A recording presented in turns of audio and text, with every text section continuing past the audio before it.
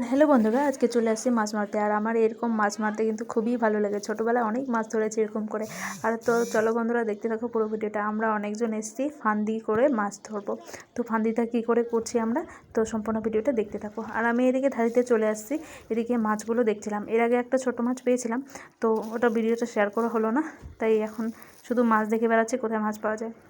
তো এখানে এটা ছিল জায়গাটা, আমাদের বাড়ির পাশেই একটা খাল।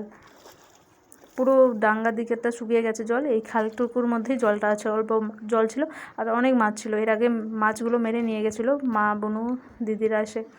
আর এখানে হচ্ছে ফান্দিটা কীভাবে ধরছি বন্ধুরা দেখো। এই যে কচুরোপানা আছে, কচুরোপানাগুলো টেনে টেনে সরিয়ে পায়ের নিচে চাপা দিতে হয়, আর তারপরে মাছগুলোকে ধরতে হয়। তো এই যে আমার বান্ধবীটা দেখতে পাচ্ছ, আমার পাশেই বান্ধবীটা আছে, সে কোনোদিনও মাছ মারতে যায়নি, ফার্স্ট টাইম সে আমাদের সাথে মাছ মারতে গেছে।